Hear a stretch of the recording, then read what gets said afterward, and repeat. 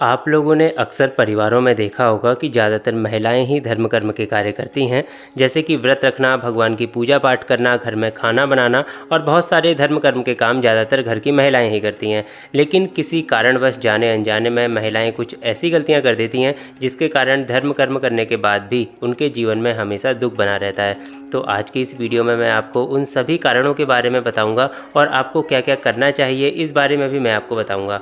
आप लोगों ने देखा होगा कि बहुत सारी स्त्रियां करवा चौथ का व्रत रखती हैं, बहुत सारे अन्य व्रत भी रखती हैं, लेकिन अगर इन व्रतों को रखते समय पति के द्वारा अनुमति नहीं दी गई है व्रत रखने की, तो इन व्रतों को नहीं रखना चाहिए, क्योंकि स्कंद पुराण में कहा गया है कि नारी पित्यनुज्ञाता या व्रतादि समाचरेत जीवंती दुखिनी सा सान्मृता निर्मच्छति। अर्थात अगर कोई स्त्री बिना पति की अनुमति से कोई व्रत रखती है, उपवास करती है, तो इससे पति की आयु कम होती है और इसका कोई भी पुण्य फल प्राप्त नहीं होता है। इसलिए जब भी महिलाएं कोई भी व्रत करें, उपवास करें, कोई भी पूजा पाठ का काम करें, तो अपने पति की अनुमति जरूर से लें, जिससे उन्हें पूजा का संपूर्ण फल प्राप्त हो सके।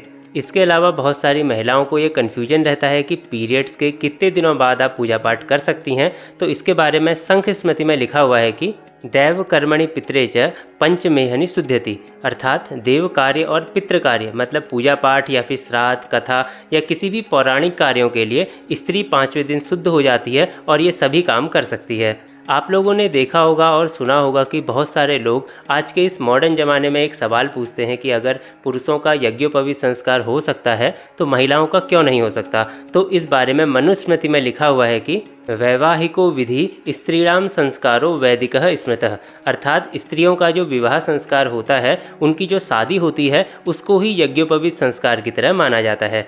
इसके अलावा महाभारत में भी स्त्रियों के लिए कहा गया है कि नारीणाम चिरवासो ही बांधवेषु न रोचते कीर्ति चरित्र धर्मग्नस्त स्मान नियत माचरम। अर्थात स्त्रियों का अपने भाई बंधुओं के यहाँ अधिक दिन तक रहना उस स्त्री के लिए कीर्ति और पतिव्रता धर्म का नाश करने वाला होता है। मतलब कि स्त्रियों को बिना किसी खास प्रयोजन के, बिना किसी खास कारण के अपने भाई बहनों के यहाँ ज़्यादा दिन तक नहीं जाना चाहिए। आपने देखा होगा कि बहुत सारी स्त्रियां अपने पति का नाम अपने मुंह से लेती हैं, तो इस बारे में शिव पुराण में कहा गया है पतियोर नाम न ग्रहणयात कदाचन प्रतिव्रता। अर्थात स्त्री को अपने पति का नाम अपने मुख से नहीं लेना चाहिए।